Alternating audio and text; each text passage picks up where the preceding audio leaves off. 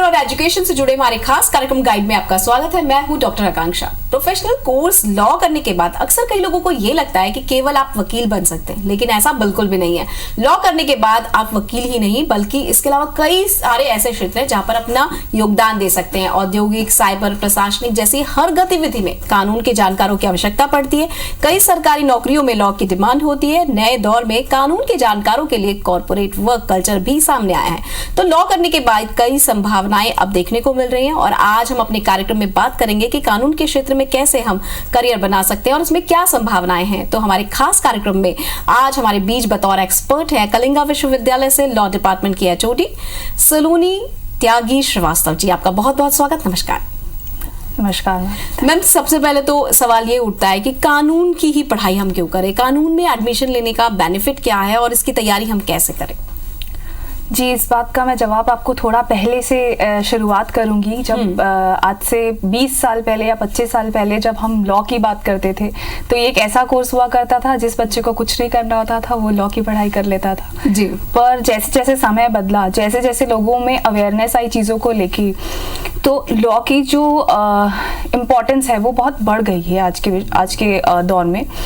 अगर मैं बात करूं, महिलाओं से शुरुआत करूं, उनको अपने राइट्स के बारे में, अपने अधिकारों के बारे में पता होना चाहिए। और सिर्फ महिलाएं क्यों, हमारे भारत का हर एक सिटीजन, हर एक इंसान, उसे अपने राइट्स के बारे में पता होना चाहिए, अपने अधिकारों के बारे में पता होना चाहिए। और इसकी सबसे ज़्यादा जानकारी उन्हें तभी मिल सकती है जब वो लॉ की पढ़ाई करें।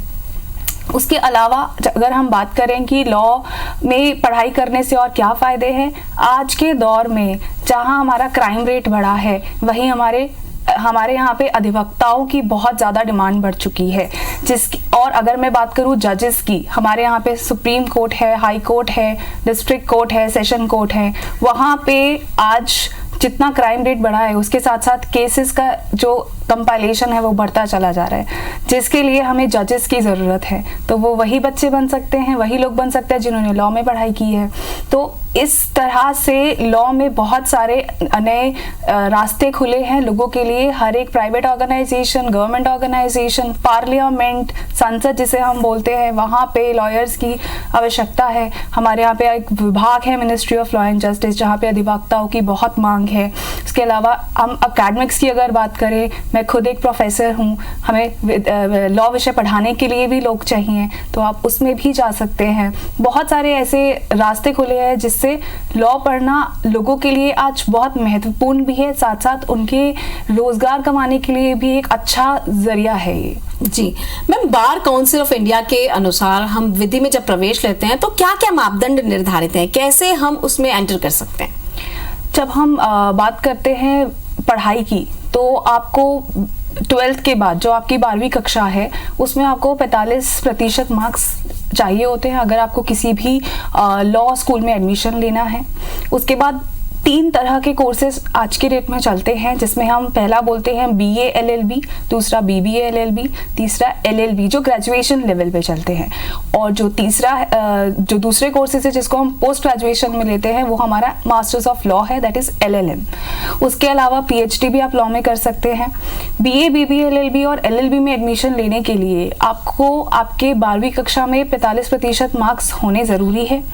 LLM में आपके पास आपके ग्रेजुएशन में 50% मार्क्स होना ज़रूरी है। जब आप 5 साल का ये कोर्स करते हैं, BLLB और BBLLB 5 साल के कोर्स है और LLB 3 साल का कोर्स है जो आप ग्रेजुएशन के साथ कर सकते हैं। इसके बाद आपको प्रैक्टिस करने के लिए बार काउंसिल ऑफ इंडिया से उनका एक सर्टिफिकेशन लेना होता है जिसे हम प्रैक्टिस सर्टिफिकेशन बोलते हैं, जो BCI का एक एग्ज़ाम होता है AIBE, वो करने के बाद आपको वो मिलता है। जी, आमतौर पर जो बच्चे होते हैं वो 11th-12th में ही सोच लेते हैं ना कि हमको आगे चलकर यही करना है, तो जो क्लैट एग्जाम की तैयारी होती है वो कैसे करनी चाहिए? बहुत अच्छा प्रश्न आपने पूछा ये। क्लैट आज के डेट में, आज से कुछ साल पहले उतना टफ कंपटीशन नहीं था, लेकिन आज अगर हम बात करें तो हमारे पास 19 से ज़्यादा नेशनल लॉ यूनिवर्सिटीज़ हैं, उससे बहुत सारी प्राइवेट यूनिवर्सिटीज़ हैं। हर गवर्नमेंट कॉलेज में लॉ का विभाग है, विधि विभाग है। तो ऑप्शंस बहुत सारे हैं, पर हर कोई नेशनल लॉ यूनिवर्सिटी जाना चाहता है।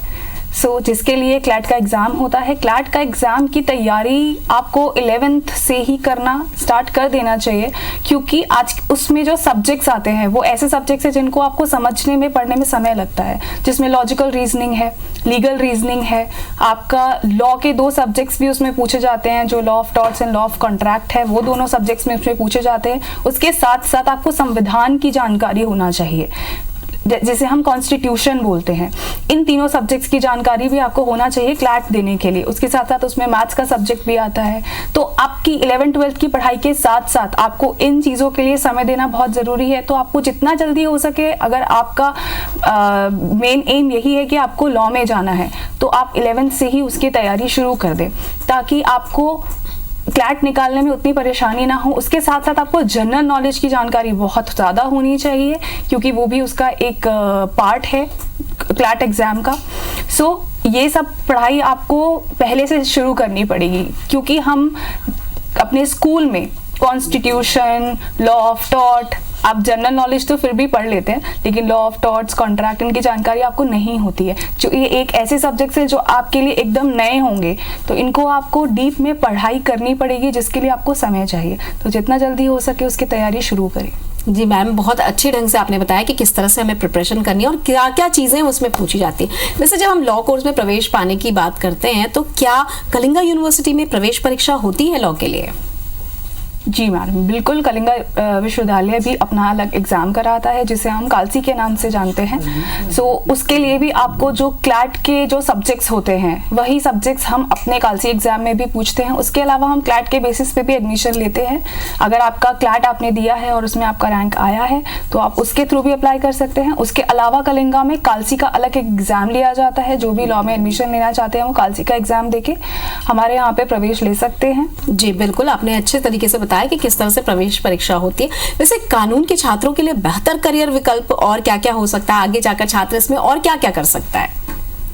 जी, जब हम लॉ की बात करते हैं, जब हम विधि की बात करते हैं, तो सबसे पहले लोगों के दिमाग में आता है काले कोट में वकील, जो कि कोर्ट में काम करते हैं। क्योंकि शुरू से हम लोगों में यही अवेयरनेस है कि एक आपने लॉ किया और आप जाके कोर्ट में जिरह करेंगे, आप लिटिगेशन में जाएंगे। पर जैसे जैसे समय बदला है, मैंने जैसा कि आपको पहले भी बताया, हमारे यहाँ पे हर गवर्नमेंट सेक्टर, प्राइवेट सेक्टर में एक अधिवक्ता की ज़रूरत है, क्योंकि क्राइम रेट बढ़ा है, लॉज बढ़े हैं, कंप्लायंसेस बढ़े हैं।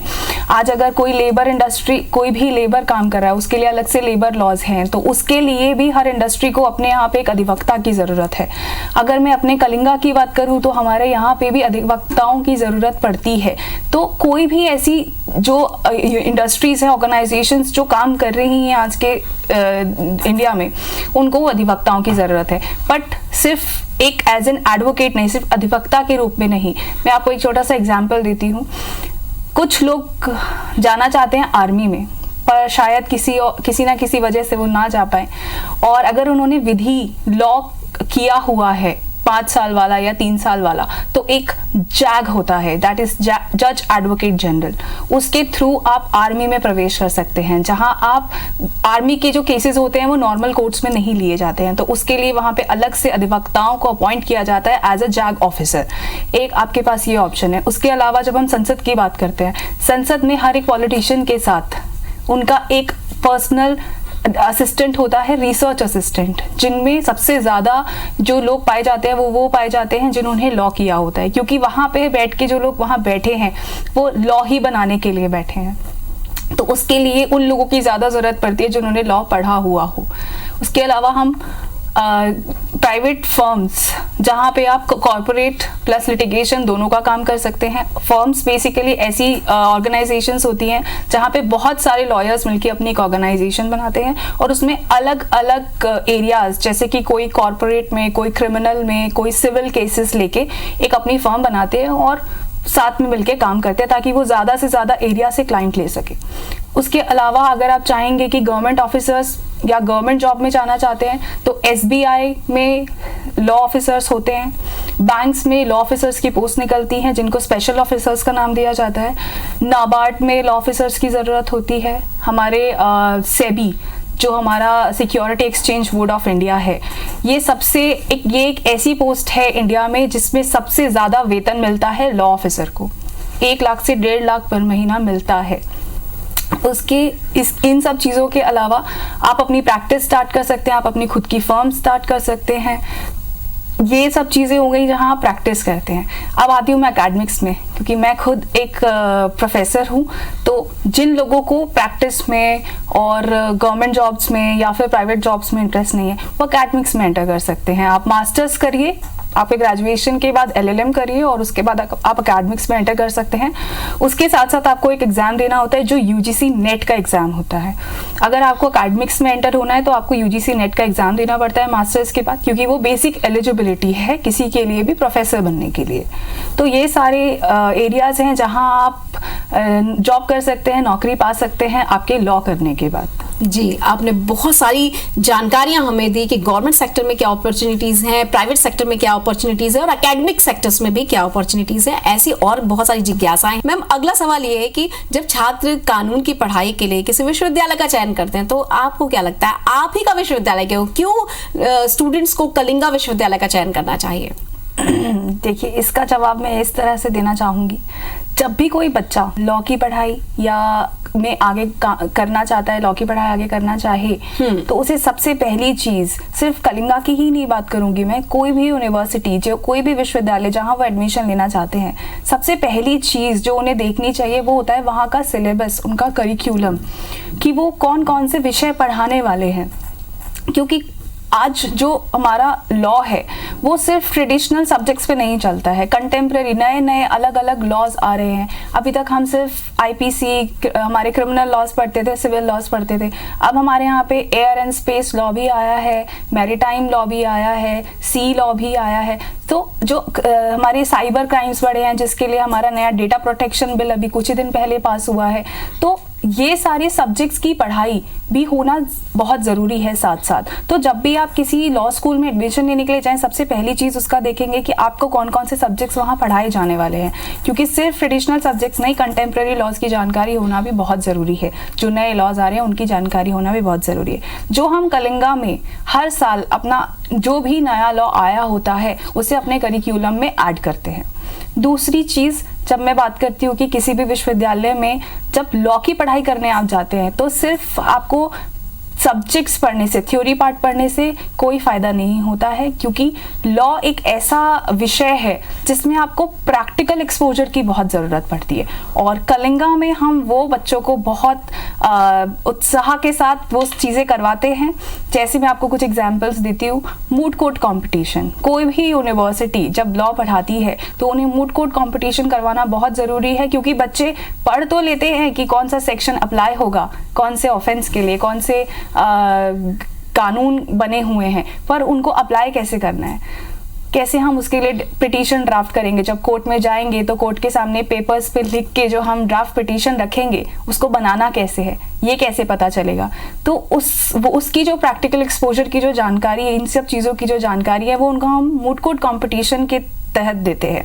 मूड कोर्ट कंपटीशन एक मॉक ट्रायल होता है जिसमें बच्चे उनको एक केस दिया जाता है, अपनी पिटीशन ड्राफ्ट करते हैं, हम कुछ जजेस को बुलाते हैं और उनके सामने उन्हें जिरह करनी होती है। तो इससे उन्हें एक प्रैक्टिकल एक्सपोजर मिलता है कि कोर्ट में किस तरह से काम होता है। जी, और प्रैक्टिकल नॉलेज इस फील्ड में बहुत ज़्यादा ज़रूरी है। और मैम, जब आपने बात का सिलसिला शुरू किया था तो कहा था कि जज बनने के लिए भी बहुत सारी योग्यताएं होनी चाहिए और उसके लिए भी लॉ का पढ़ना बहुत ज़रूरी है। तो जज बनने के लिए क्या योग्यता होनी चाहिए? जज बनने के लिए आपके पास ग्रेजुएशन होना चाहिए लॉ में, जैसे कि आपके पास BA LLB, BBA LLB या फिर 3 साल वाला LLB भी आप कर सकते हैं अगर आपको जज बनना है। उसी के साथ जज के लिए एग्जाम्स होते हैं। हर एक स्टेट अपना अलग एग्जाम लेता है जुडिशियल सर्विसेज का। उसमें अपीयर होने के लिए आपके पास मैक्सिमम 50% से ऊपर ग्रेजुएशन में मार्क्स होने चाहिए और उस एग्ज़ाम को क्लियर करने के लिए आपको बहुत मेहनत भी करनी पड़ती है। आपको 5 साल में जितने भी लॉस पढ़ाए जाते हैं वो आपको अच्छे से पता होने चाहिए। उसके साथ साथ आपको ड्राफ्टिंग आनी चाहिए, जजमेंट राइटिंग आनी चाहिए। इन सब की तैयारी आपको साथ साथ अपने ग्रेजुएशन के साथ साथ करनी चाहिए, जिससे आप अपने 5 साल के बाद अपना ग्रेजुएशन की डिग्री लेने के बाद किसी भी स्टेट के जुडिशियल सर्विस एग्जामिनेशन में बैठ सके। जी, पहले तक बहुत सारे विषयों में इसलिए एडमिशन नहीं हो पाता था लोगों का क्योंकि उम्र का एक बंधन आ जाता था। नई शिक्षा नीति ने वो बंधन हटा दिया है। तो अब उम्र का बंधन नहीं होने से स्टूडेंट्स को क्या बेनिफिट होंगे? स्टूडेंट्स को ये बेनिफिट होंगे। अब उम्र का कोई बंधन नहीं है, जैसा कि आपने बोला कि एनईपी ने ये ख़त्म कर दिया है। अब इसके पहले भी जब एनईपी ने ये बंधन ख़त्म नहीं किया था, उसके पहले भी एलएलबी में एडमिशन के लिए किसी भी तरह का उम्र का कोई बंधन नहीं था। हमारे यहाँ पे पहले से बहुत सारे ऐसे लोग पढ़ रहे हैं कलिंगा यूनिवर्सिटी में जिनकी एज 50 प्लस है, 60 प्लस है, जो लॉ की पढ़ाई अब कर रहे हैं क्योंकि उन्हें शौक है वो करने का। उसके साथ साथ मुझे ऐसा लगता है कि हमारे यहाँ पे हर किसी को अपने अधिकारों की जानकारी होना बहुत ज़रूरी है। तो वो आज का जो समय है जब उम्र का कोई बंधन नहीं है, तो आप एडमिशन लेके अपने आप को अपने राइट से, अपने अधिकारों से, अपनी ड्यूटीज से अवगत करा सकते हैं। आपको कौन कौन से अधिकार, कौन कौन से लॉज हैं जो आपको प्रोटेक्ट कर सकते हैं, आपको दुनिया में होने वाले अत्याचारों से बचा सकते हैं, वो आपको पता होना बहुत ज़रूरी है। तो इसके लिए आप आज जो भी लोग पढ़ना चाहते हैं लॉ, बिना उम्र देखे वो एडमिशन ले सकते हैं। जी मैम, अगर मैं कलिंगा की बात करूं तो आपके यहाँ किस उम्र के लोग एडमिशन ले चुके हैं ये भी हम जानना चाहेंगे, और साथ ये भी जानना चाहेंगे कि जिनका तारतम्य टूट चुका था जिम्मेदारियों के चलते या किसी और वजह से उन्होंने पढ़ाई छोड़ दी, लेकिन अब उनमें रुचि है कि वो कानून की शिक्षा लें, तो वो किस तरह से एडमिशन आपके यहाँ ले सकते हैं? जी, जो बच्चे 12th पास करके आते हैं, हम उनके ऊपर भी अलग से ध्यान देते हैं कि वो बच्चे क्योंकि नए हैं, उन्होंने अभी तक लॉ के बारे में कोई जानकारी नहीं ली है। तो जो हमारा बेसिक करिकुलम है, जो हमारा अपना टीचिंग प्लान्स होते हैं, हम वो एग्जीक्यूट करते हैं उनके लिए। पर उसके अलावा ऐसे लोग जो शायद कुछ समस्याओं के कारण अपनी पढ़ाई नहीं कर पाए पहले और अब कंप्लीट करना चाहते हैं, या ऐसे लोग जो सिर्फ शौक के तौर पर एडमिशन ले रहे हैं, जो लॉ की जानकारी चाहते हैं, अगर वो लोग हमारे यहाँ पे एडमिशन लेते हैं बट उन्हें कोई इन्फॉर्मेशन है, कोई जानकारी नहीं है लॉ की, तो हम उनके लिए कुछ रेमेडियल क्लासेस अलग से करते हैं ताकि हम उनको उन बच्चों के साथ एक लेवल पे ला सकें जो अभी नए दौर में हैं, जो पढ़ाई कर रहे हैं, नई टेक्निक्स जानते हैं। क्योंकि आज की डेट में आपको पता है ऑनलाइन सर्विसेज, ऑनलाइन क्लासेस और बहुत सारे ऐसे आईसीटी टूल्स आ चुके हैं जिसके थ्रू हम यूज़ करते हैं, जिनके थ्रू हम बच्चों को पढ़ाई कराते हैं। स्वयं प्रभा जो हमारे सरकार ने नए इनिशिएटिव शुरू किए हैं, उसकी पढ़ाई हम बच्चों को करवाते हैं। तो उसके लिए ऐसे बच्चे जिनका रिदम टूट चुका है, जो अब पहले बहुत टाइम बाद पढ़ाई के साथ अपना नया रिश्ता शुरू कर रहे हैं, तो उनके लिए हम अलग से कुछ रेमेडियल क्लासेस रखते हैं ताकि वो उनका एक लेवल बन सके और वो आगे की पढ़ाई बिना किसी परेशानी के कर सके। ये बहुत अच्छी बात आपने बताई कि हर एक छात्र का यहाँ पर विशेष ख्याल रखा गया है और कैरिकुलम भी कुछ इस तरह से डिजाइन किए गए हैं। एक बात और बहुत अच्छी समझ में आई कि जो सिलेबस अपडेशन है वो बहुत महत्वपूर्ण हो जाता है लॉ में। एक और चीज है जो छात्रों को बहुत आकर्षित करती है, वो है एक्स्ट्रा कैरिकुलम एक्टिविटीज। तो कलिंगा की यदि मैं बात करूं तो वहाँ पे एक्स्ट्रा कैरिकुलम एक्टिविटीज किस तरह की होती हैं? एक्स्ट्रा करिकुलम एक्टिविटीज़ हम बहुत सारी एक्टिविटीज़ कराते हैं बच्चों के लिए, जिसमें बच्चे बहुत उत्साह से हिस्सा भी लेते हैं। जैसे मैंने आपको एक एग्जांपल दिया था मूड कोर्ट कंपटीशन का, जो बहुत ज़रूरी होता है बच्चों के लिए। उसके अलावा क्योंकि एक अधिवक्ता को बोलना बहुत अच्छे से आना चाहिए, तो उसको बच्चे को आगे आके बिना डर के बोलना सिखाना ये सबसे महत्वपूर्ण होता है हमारे लिए। तो हम उनको इस चीज़ का एक्सपोजर देते हैं, जैसे debate competition, parliamentary debate competition जिसमें लॉज के बारे में बात हो रही है, नॉर्मल डिबेट कॉम्पिटिशन्स होते हैं, यूथ पार्लियामेंट, ये बहुत महत्वपूर्ण कंपटीशन होता है जिसे हम अपने कलिंगा यूनिवर्सिटी में करवाते हैं।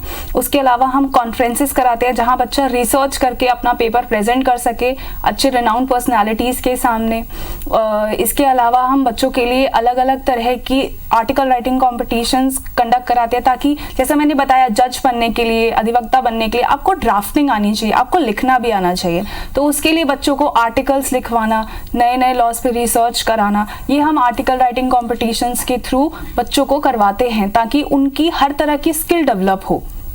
ऐसा नहीं है कि सिर्फ उसने लॉ पढ़ लिया और वो सब जान गया, उन्हें लिखना बोलना सब आना चाहिए। तो इसके लिए हम इस तरह की एक्टिविटीज़ कराते हैं। ये तो हो गई एकेडमिक एक्टिविटी। उसके अलावा हम बच्चों के लिए स्पोर्ट्स वीक ऑर्गेनाइज कराते हैं जिसमें बच्चे खेल में भी आगे बढ़े। अभी कुछ ही समय पहले हमारी यहाँ की एक छात्र ने गिनीज वर्ल्ड रिकॉर्ड में अपना नाम अर्जित किया है, उसने बॉक्सिंग में किया है।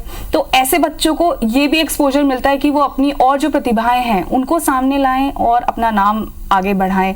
उसके अलावा हम बच्चों के लिए फेस्ट कराते हैं, एनुअल फेस्ट, जहाँ पे वो अपना dance competition, song singing competition, इन सब के तहत अपना और जो उनके अंदर टैलेंट है, जो प्रतिभा है, उसे आगे ला सकें। जी, यानी कि हर तरह के स्टूडेंट्स को हर तरह की फैसिलिटी तो आप दे रहे हैं, साथ ही वो मंच भी प्रदान कर रहे हैं ताकि उनकी जो अंदर की प्रतिभा है वो भी बाहर निकल कर आए। हमसे बातचीत करने के लिए बहुत बहुत शुक्रिया। हम आशा करते हैं कि जो भी छात्र कानून के क्षेत्र में करियर बनाना चाहते हैं उनके लिए आज की जो चर्चा है वो बहुत ही उपयोगी साबित हुई होगी। धन्यवाद। कानून के सिलेबस में criminal law, corporate law, patent कानून, cyber law, family law, banking law, tax law जैसे बहुत सारी चीजें अब शामिल हो गई हैं। इसमें प्रवेश करने के लिए एलएलबी की डिग्री भी बहुत ज्यादा जरूरी है। स्टेट बार काउंसिल ने जो एनरोल करने की नियम बनाए हैं उसको फॉलो करना भी जरूरी है, और ये एक हाई प्रोफाइल और सुपर स्पेशलाइज्ड फील्ड है। हर क्षेत्र में शामिल रहने के लिए हम इस फील्ड में जा सकते हैं, और हम आशा करते हैं कि गाइड में जो लॉ के क्षेत्र में स्टूडेंट्स करियर बनाना चाहते हैं उनके लिए आज की ये चर्चा उपयोगी साबित होगी। तो मुझे दीजिए इजाजत। नमस्कार।